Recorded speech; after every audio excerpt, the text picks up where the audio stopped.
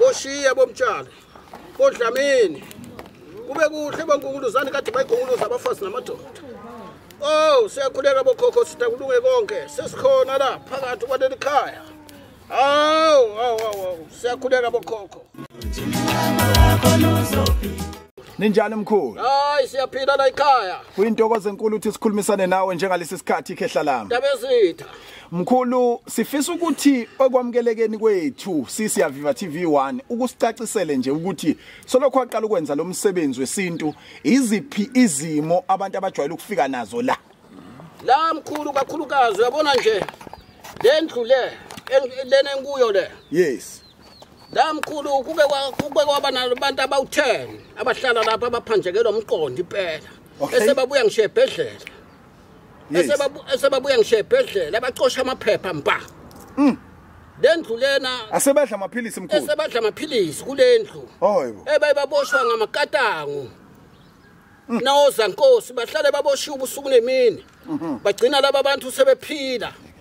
Siqonda imanga ezenzeka kakhulu kulendlu. Zenzeke kakhulu imanga kakhulu mkhulu. Abanye baze balahleke bongena ebhedlela sihambe sibafuna. Kodwa basukele kulendlu. Kodwa lendlu bagcina sebephila bonke babuyele emakhaya. Mkhulu uthi umuntu ophanjanelwe ingqondo isho kuthiwa ngabe useneminyaka emingaki wena uyamlapha. Umuntu ophanjezwe ingqondo omkhulu noma kuthiwa soneminyaka emingaki sodla amaphilisi uyaphila kulendlu. Qinisile mkhulu. Kuye kuthatha isikhathi esingakanani ukumlapha mkhulu? Kuya ngokuthi nje mkhulu kwesisikhathi ngimthole mina sana isikhathi esingakanani. Ngoba sisebenzisa thina magic sisebenzisa impande pa. La ngeke mawulapha nje umuntu ohlanyayo awusebenzisi umagic. Cha ufuna umlapha impela nje mkhulu umthela umuntu umzimba wonke umuntu aphile. Mkhulu sikubona ugaxa inyoka uqobolayo. Le nyoka ngiyibambe kuthange le mkhulu ngoba sinawo la makhubalo lawo ukuthi uma uthela insizi phansi igcina inyoka kwesisikhathi ibambe kuyithole sibhaquzo ifamehlo ugcine wena suyihlaba ngomkhonto sephelelwa amandla. Yebo. Hayi nokuyazwakala khehla lami. Kuyazwakala ngifisa ukuthola lento yokuthi ke mkhulu uma ushisa impepho uphahla inhloso kusuke kuyini? Kusuke ukukhuluma nobaba mkhulu. Yebo ngoba mase sikhuluma iqiniso kakade lento yokukhuleka nani iyafika. Kodwa nje qadeni thina la sikhule khona. Kwakuthuma uyiwe esontweni uyokhuluma nobaba mkhulu. Kuhamba belungu baveza amabhayibheli sesiyakholwa ke manje. Kodwa ekuqaleni kwakuvele kukhulunywa nobaba mkhulu.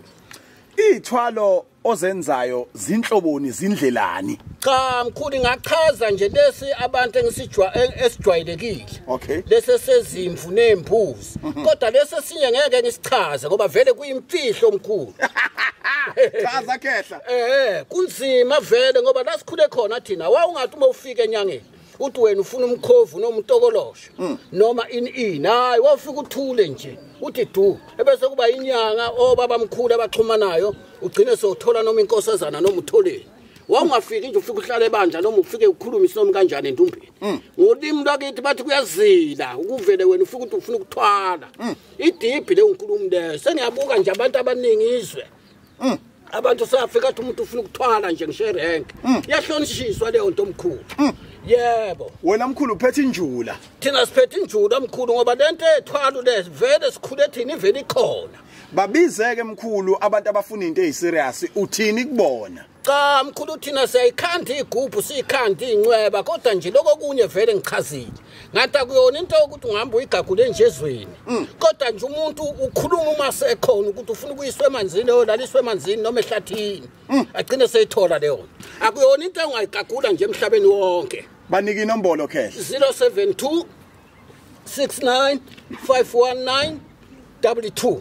Asiphinde mkhulu. 072 69 519 22 072 69 519 22. Yebo. Uyayilapha izifo? Siyayilapha kakhulu izifo omkhulu asidlali ngabantu la ekhaya siyasebenzisa umuthi thi. Uyayilapha futhi nezimo? Siyazimlapha futhi nezimo. uyaphakamisana siyaphakamisana mkhulu into enhlanhla nayo yebo mkhulu kanti futhi uyathwalisa ngendlela eziningi ezahlukene okuyibala umuntu engisanda kumlapha mina ophuma impethu esisweni hey inyoka esisweni umuntu uphili ifeed inyoka ayikhiphe athi yo toilet iphuma inyoka akhiphe aboshe impethu umuntu asidlali mkhulu asirobhi bantu lasisebenza siphethe umuthi thi angathi uma sithi siyasidlala ngabantu hlushekiwe emhlabeni mkhulu la yini ebimenza mkhulu ukuthi aphuma inyoka emva kwalokho aphuma impethu cha umuthi welumbu mkhulu ngoba noma singabe siyawazi umuthi wemali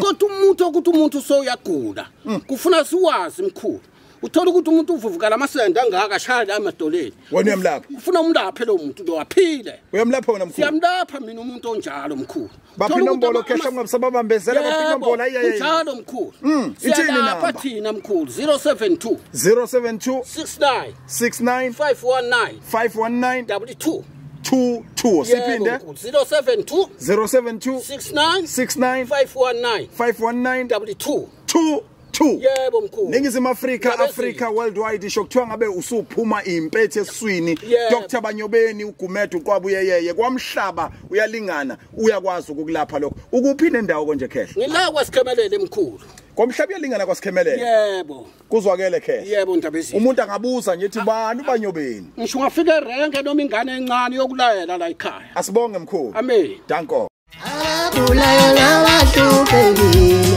weba basondela sondele mkunjini yalo yakhonzo yimsipolo uNkulunkulu wamthwesa amandla webaba wamthwesa amandla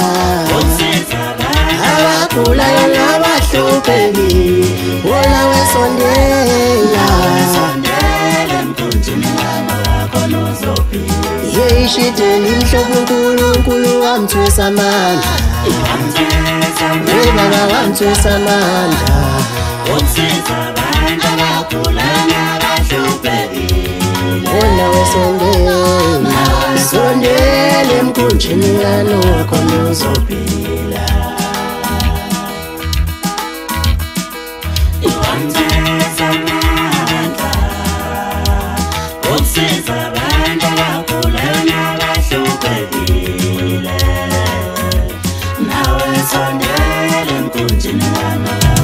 Webabiyamba lenqola Webabiyamba lenqola